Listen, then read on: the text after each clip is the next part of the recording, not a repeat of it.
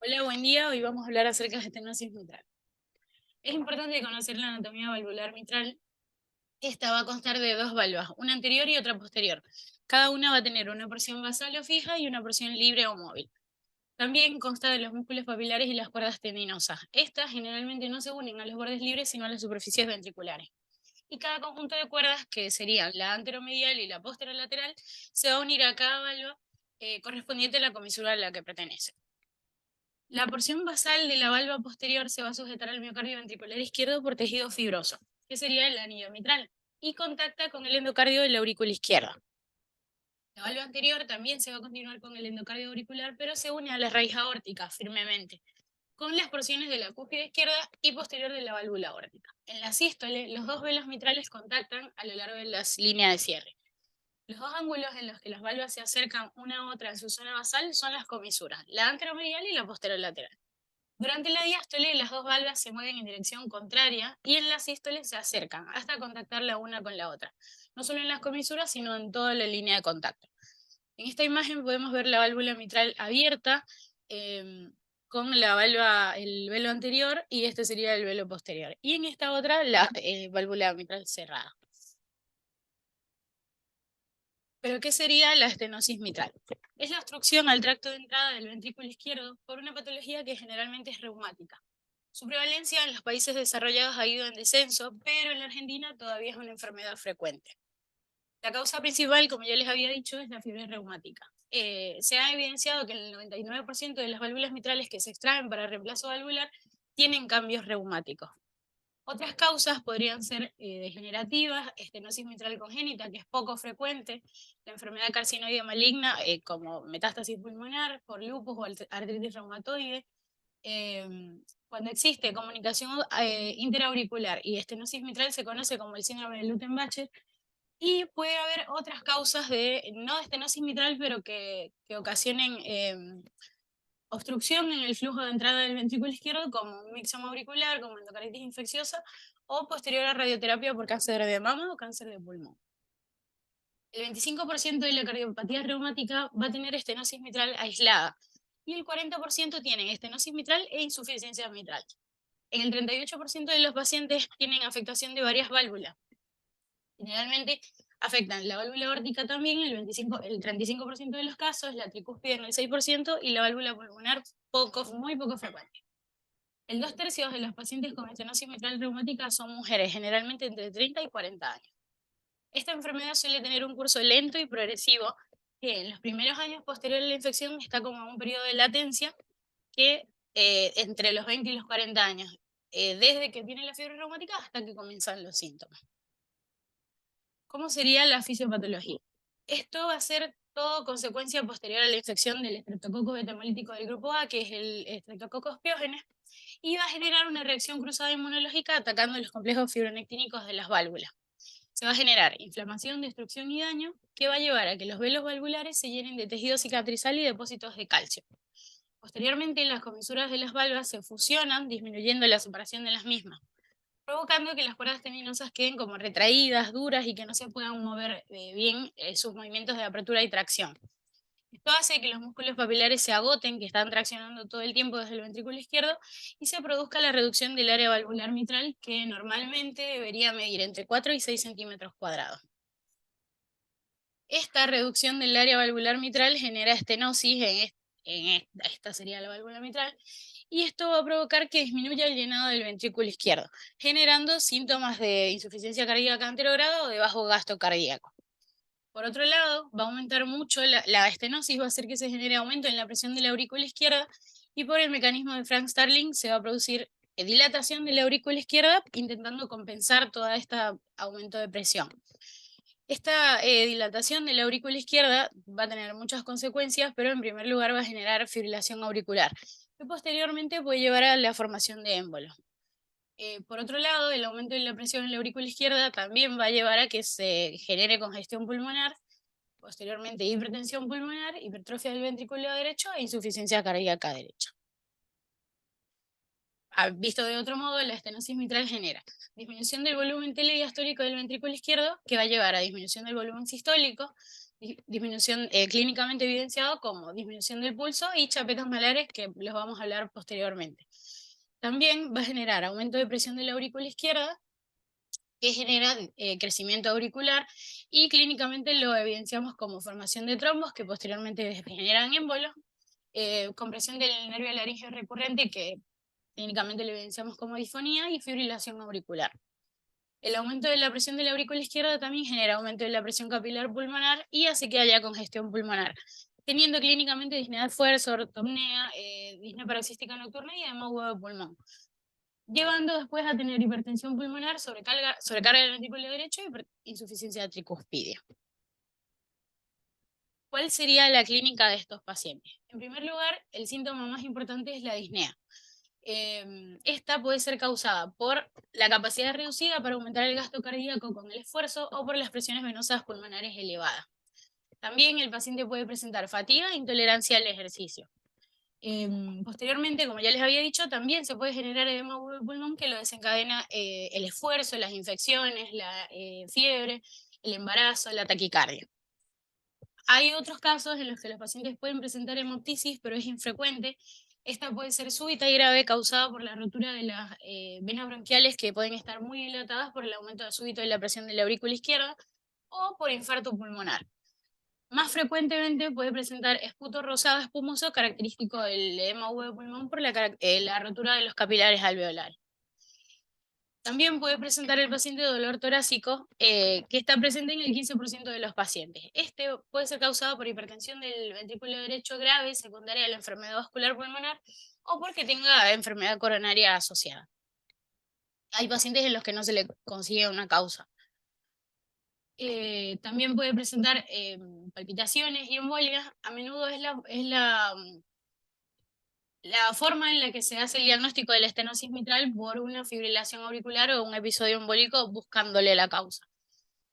También signos de dice derecha como ingurgitación yugular, hepatomegalia, citis o edema de miembros inferiores, y otros que ya se los había mencionado, que es el signo de Ortner, que va a haber compresión del laringio recurrente izquierdo por la aurícula izquierda muy dilatada, que lo comprime, por ganglios traqueobronquiales también dilatados, o la arteria pulmonar también muy dilatada, que lo comprime y genera disfonía. ¿Cómo sería el examen físico? A la inspección vamos a tener la fascia mitral, que sería como la señora de la foto, que van a haber placas rosadas o púrpuras en las mejillas, secundarias a bajo gasto cardíaco y vasoconstricción sistémica. A la palpación vamos a tener pulsos bajos por bajo volumen inyectivo, que puede ser irregular si el paciente tiene fibrilación auricular, y un S1 que es fácilmente palpable y pulsante, que va a indicar que la válvula anterior mitral es flexible todavía. A la auscultación tenemos en primer lugar el chasquido de apertura, que va a estar causado por la tensión de las valvas después que las cúspides hayan completado su excursión de apertura. Esto va a ocurrir cuando el movimiento de la cúpula mitral dentro del ventrículo izquierdo se detiene de repente, y se puede auscultar mejor en la punta con el diafragma del estetoscopio. Tenemos también el soplo diastólico, que es de tono grave y retumbante, escuchado mejor en la punta, con la campana y con el paciente en decúbito lateral izquierdo, que se puede irradiar hacia la axila o al borde inferior del esternón. Este comienza inmediatamente después del chasquido, y es importante saber que su intensidad no está relacionada con la gravedad de la enfermedad, pero sí la duración. Tenemos en esta imagen un paciente normal, donde va a tener aquí el S1, aquí el S2. En este, cuando tiene estenosis mitral leve, que sería el S2, aquí comienza el soplo diastólico, que es como en decrescendo, y después no se escucha nada, hasta que se escucha como un poquito otra vez al final. Y cuando es grave, el soplo es como más largo y dura toda la diástole. Bueno, en este video podemos escuchar el soplo mitral. Sí.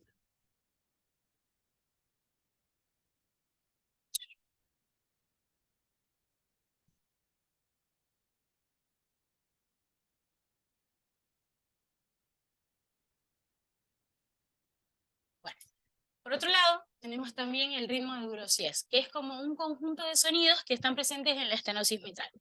Este va a estar compuesto de el soplo presistólico con la sístole limpia, el reforzamiento del primer ruido, el chasquido de apertura de la válvula mitral y el soplo diastólico,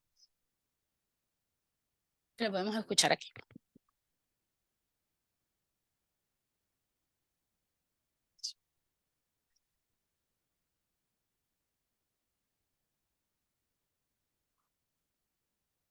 Bueno, otros ruidos que pueden estar presentes también sería un soplo pansistólico de insuficiencia tricúspide que se puede escuchar en la región parasternal izquierda del cuarto espacio intercostal cuando la estenosis mitral es grave.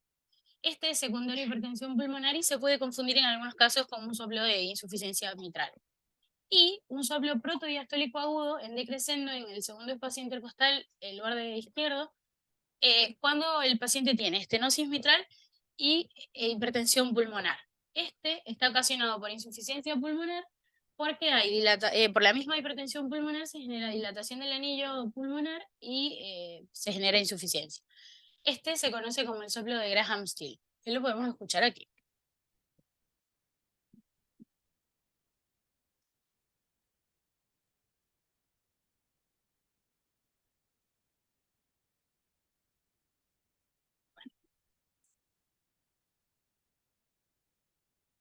¿Cuáles serían las complicaciones de la estenosis mitral?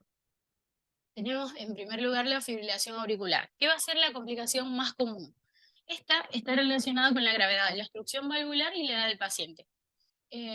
La FA está presente en el 17% de los pacientes entre 21 y 30 años, en el 45% de los que tienen entre 31 años y 40, y en el 60% de los que tienen entre 41 y 50 años, y en el 80% de los que tienen 51 años.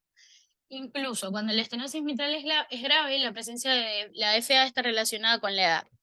Esta puede desencadenar o empeorar los síntomas que van a estar causados por la pérdida de la patada auricular y por tener un periodo diastólico más corto, cuando la frecuencia ventricular no está controlada. Este predispone a la formación de trombos en la aurícula izquierda y episodios de embolia sistémica.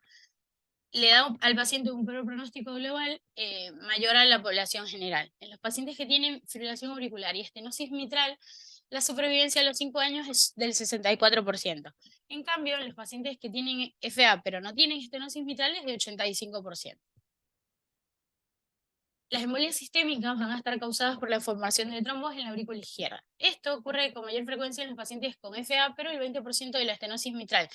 Y que tengan embolia sistémicas, se han encontrado pacientes sin FA, pero que han hecho embolias. Lo que dicen es que se debería buscar la presencia de FA paroxística o que el paciente tenga una endocarditis infecciosa subyacente. Se ha hecho una hipótesis que dice que la pérdida de la función contráctil de la orejuela, a pesar de que el paciente esté en ritmo sinusal, genera éstasis de flujo y formación de trombos. Hay otros estudios que dicen que también están involucrados marcadores inflamatorios, disfunción endotelial y la activación plaquetaria como mecanismos que favorecen la tromboembolia. El riesgo de embolia se va a correlacionar directamente con la edad del paciente y el tamaño de la aurícula, y inversamente proporcional con el gasto cardíaco. Antes que existiera la cirugía de la válvula mitral, esto se producía en el 20% de los pacientes y en algún momento de la enfermedad.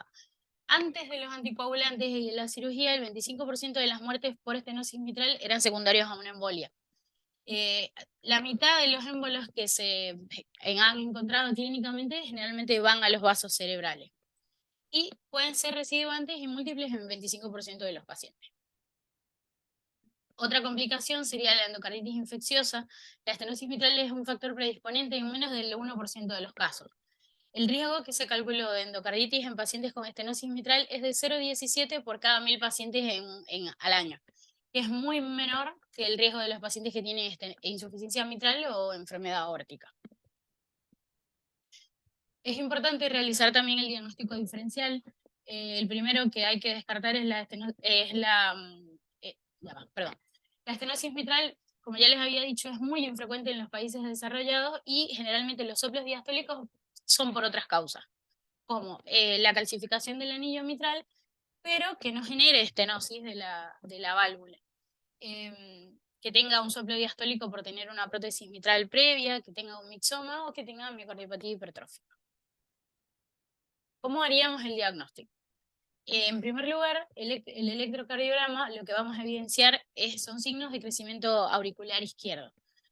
En primer lugar, la P mitral, que sería la duración de la onda P en la derivación de 2 mayor a 0,12 segundos o que el eje de P esté en más 45 y menos 30, que está presente en el 90% de los pacientes con estenosis mitral, que tengan ritmo sinusal, obviamente. Esto no lo veríamos si el paciente tiene fibrilación auricular. También podemos ver hipertrofia ventricular derecha, que se va a correlacionar con la presión del ventrículo derecho, o sea, mientras mayor hipertensión pulmonar tenga, más va a ser la hipertrofia ventricular derecha. El eje desviado a la derecha es generalmente mayor a más 80, y la relación RS mayor de 1 en B1. En la radiografía de tórax lo que vamos a ver es dilatación de la aurícula izquierda en la vista lateral y oblicuo anterior izquierda, congestión pulmonar, que lo podemos evidenciar como edema intersticial, líneas B de Kerley, y también podemos ver dilatación de la arteria pulmonar, dilatación del BD y de la aurícula derecha, así como de la aurícula izquierda en los pacientes que tienen estenosis mitral grave e hipertensión pulmonar. Esto generalmente se presenta en el 30% de los pacientes que tienen una presión de enclavamiento pulmonar menor a 20 milímetros de mercurio, y en el 70% de los casos si la WAGE es mayor a 20. Bueno, el ecocardiograma sería nuestra prueba complementaria más importante. Esta se va a recomendar en los pacientes que tengan estenosis mitral como presentación inicial, para reevaluar los síntomas, evaluar si hay signos cambiantes y evaluar la gravedad para el control y la progresión de la enfermedad. ¿Qué es lo que vamos a evaluar? La morfología valvular, el área valvular mitral en el eje corto, el gradiente transmitral, la escala de Wilkins, que nos permite ver el grosor, la movilidad, la calcificación de la valva y la participación de las cuerdas, que nos va a hablar si el paciente es favorable o no para valvuloplastía, el tamaño de la aurícula izquierda, la presión de la arteria pulmonar, el tamaño de fusión sistólica del BI, del BD, y si hay otras válvulas afectadas, que recordemos que la válvula aórtica está afectada en 1/3 de los pacientes con estenosis mitral. En este video podemos ver en un eje paraesternal largo cómo la válvula anterior, que sería la de este lado, hace como esa forma que le dicen el signo del palo de hockey, o que la válvula abre en forma de domo, que se genera esto. Bueno, no sé si lo pueden ver, pero aquí está esta válvula toda engrosada y no, el área es muy pequeña. Y en el otro, en esta vista del eje corto, lo que podemos ver es este signo que se llama la boca de pez, que es la forma de cómo abre la válvula, que está toda disminuida el área.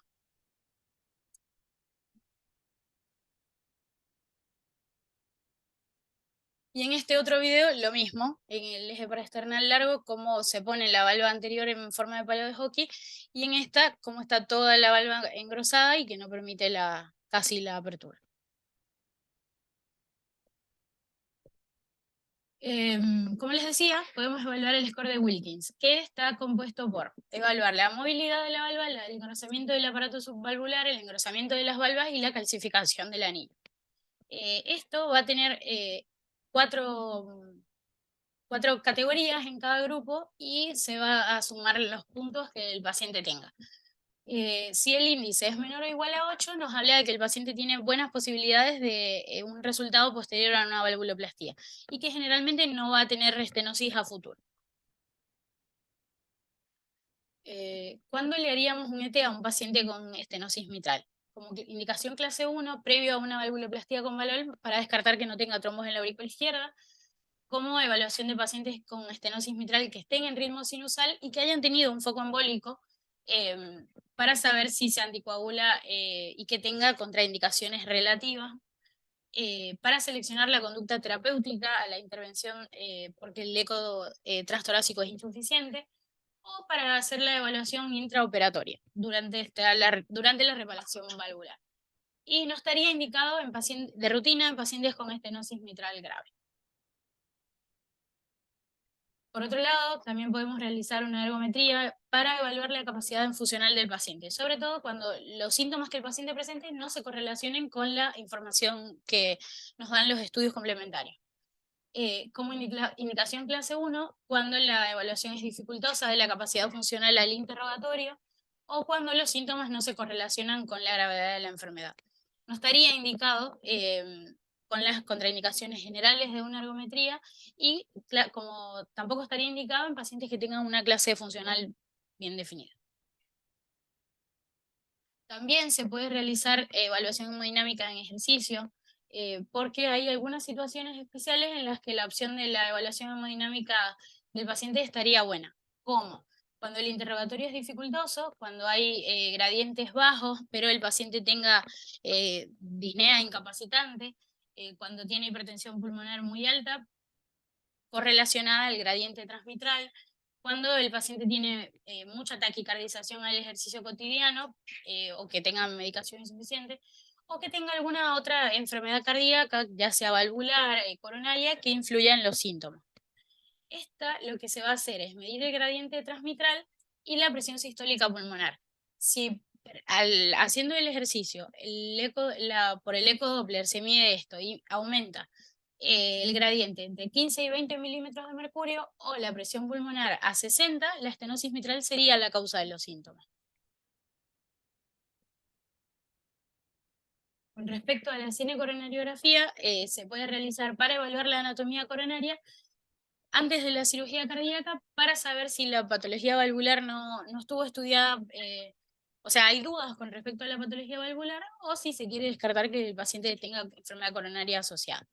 Como indicación clase 1 en pacientes con estenosis mitral que tengan indicación de cirugía, que sean mayores de 40 años y que tengan probabilidad de enfermedad coronaria, se puede realizar.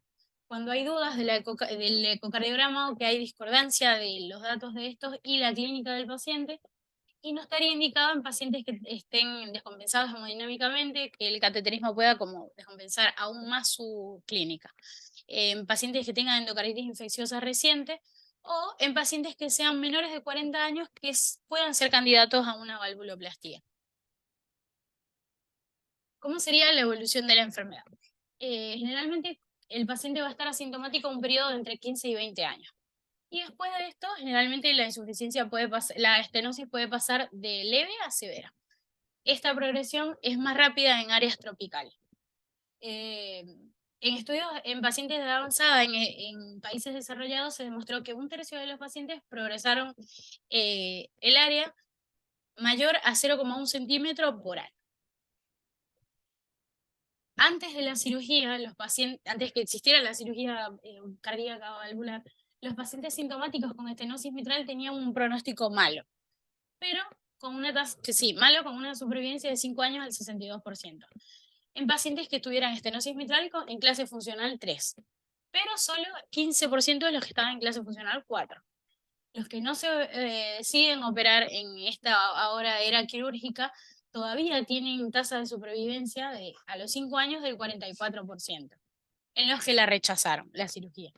La longevidad de estos pacientes se acorta con respecto a la edad, en gran parte debido a las complicaciones de la enfermedad, por la fibrilación auricular, por la embolia sistémica, la hipertensión pulmonar y los efectos secundarios del tratamiento. En esta tabla podemos ver cómo estadificamos la estenosis mitral.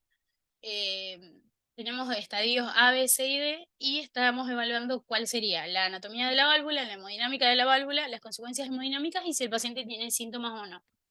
En primer lugar, un paciente que esté en riesgo de estenosis mitral, la anatomía de la válvula puede tener generalmente un ligero prolapso en la diástole.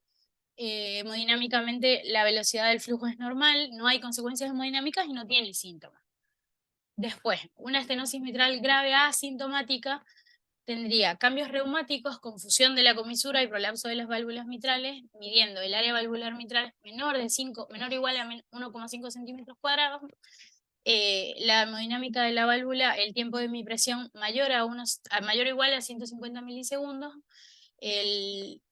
y el área valvular mitral menor a 1,5 centímetros cuadrados. Las consecuencias hemodinámicas ya va a tener dilatación grave de la aurícula izquierda y la presión de la arteria pulmonar elevada, mayor a 30 milímetros de mercurio, sin síntomas. Y en pacientes con estenosis mitral grave tendría cambios reumáticos en la válvula, los mismos que la anterior, confusión de la comisura y el prolapso diastólico de las valvas, el área menor a 1,5 centímetros, hemodinámicamente los mismos que el anterior, el tiempo de mi presión mayor a 150 milisegundos, la dilatación de la aurícula izquierda es grave, la presión pulmonar está elevada, mayor a 30, pero ya tiene síntomas, tiene disminución a la tolerancia al ejercicio o disnea de esfuerzo. ¿Cómo sería el tratamiento? Con respecto al tratamiento médico, este va a estar dirigido hacia la prevención de la fiebre reumática recidivante, la prevención de las complicaciones de la estenosis mitral y el control de la progresión de la enfermedad para intervenir cuando sea el momento óptimo. Con respecto a la prevención de la fiebre reumática reciduante, lo que vamos a hacer es tratamiento con penicilina benzatínica, una inyección intramuscular única cada 3 a 4 semanas eh, de 1.200.000 unidades en mayores de 30 kilos. Esto sería hasta los 18 años si el paciente no tiene carditis o hasta los 21 años si ha habido carditis pero sin daño valvular. Pero si el paciente tuvo valvulopatía reumática es para toda la vida. Cuando los pacientes son alérgicos, se usan otras medicaciones como sulfamida o eritromicina. Con respecto a la anticoagulación, los antagonistas de la vitamina K están indicados para la prevención de la embolia sistémica en todos los pacientes que tengan estenosis mitral y fibrilación auricular, embolia previa o algún trombo conocido en la cavidad o la orejuela izquierda. Se puede considerar en los pacientes que tengan estenosis mitral grave que no tengan fibrilación auricular cuando la aurícula mida mayor a 55 milímetros o que tenga contraste espontáneo por el eco. Hay pocos datos que nos dicen que podemos usar los anticoagulantes nuevos, así que por ahora se prefiere solo los antagonistas de vitamina K porque no hay muchos estudios que los avalen en estos pacientes. Tampoco la cardioversión y el aislamiento de las venas pulmonares están indicados antes de la intervención de estos pacientes porque no mantienen el ritmo sinusal a futuro. O sea, vuelve a entrar en FA. Entonces, las indicaciones serían en pacientes con fibrilación auricular, ya sea paroxística o sostenida, tener un ring entre 2 y 3 con antagonistas de vitamina K, y en estenosis mitral que recupera el ritmo sinusal posterior a la cardioversión, igual ring entre 2 y 3. Estarían contraindicados solo en pacientes que tengan contraindicaciones a la anticoagulación.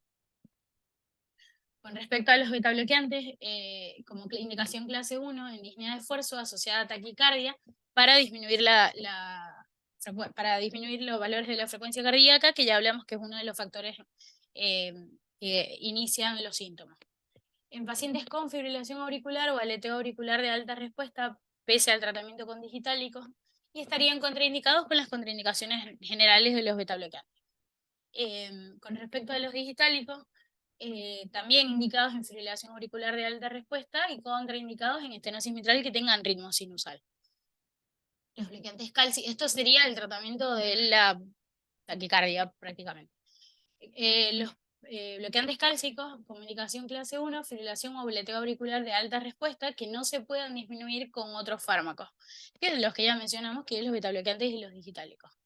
Y contraindicado en insuficiencia cardíaca o en embarazo. La amiodarona estaría indicada como indicación clase 1 en reversión farmacológica de la FA aguda, que tenga menos de 48 horas de instauración, y en fibrilación o aleteo auricular de alta respuesta que no se haya podido controlar con otros fármacos. Indicación contraindicado en embarazo y las contraindicaciones habituales de la amiodarona. ¿Cómo deberíamos seguir a estos pacientes?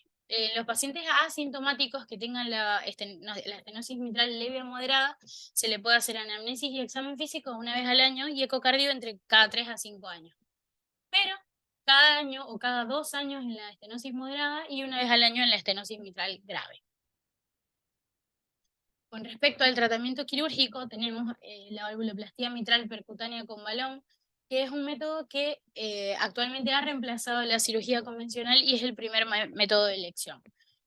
La valvuloplastía mitral mejora las variables clínicas y hemodinámicas del 80% de los pacientes que se han tratado. Disminuye el gradiente transvalvular mitral, aumenta el área valvular y mejora el volumen minuto cardíaco. Cayendo las presiones en la aurícula izquierda, en la arteria pulmonar y disminuye la resistencia pulmonar. Se considera que este procedimiento es exitoso cuando el área valvular mitral llega a 1,5 centímetros cuadrados y que quede una insuficiencia mitral que no sea mayor a 2,4. Estaría indicado en pacientes que tengan estenosis o reestenosis mitral moderado grave sintomática a pesar del tratamiento médico, que tengan un score de Wilkins menor o igual a 8, en embarazadas con estenosis mitral moderada grave sintomática en clase funcional 3-4 a pesar del tratamiento médico y con el puntaje de Wilkins menor a 12, menor o igual a 12, y en pacientes sintomáticos con estenosis mitral moderada grave que tengan contraindicaciones a la cirugía convencional y que tengan un puntaje de Wilkins menor o igual a 12. Como indicación clase 2A, en estenosis mitral moderada grave, sintomáticos con hipertensión pulmonar, que tengan presión pulmonar mayor a 50, en reposo o mayor a 60 en ejercicio. Y como indicación clase 3 no se recomienda en pacientes con estenosis mitral sintomática a pesar del tratamiento médico, pero que tengan un índice de Wilkins mayor o igual a 12, que tengan hipertensión moderada o grave asintomática, que no tengan hipertensión pulmonar, en estenosis mitral sintomática a pesar del tratamiento médico moderada grave, pero que tenga insuficiencia mitral, y en estenosis mitral sintomática con tratamiento médico que sea moderada grave con hipertensión pulmonar e insuficiencia tricuspidea orgánica tampoco se recomienda.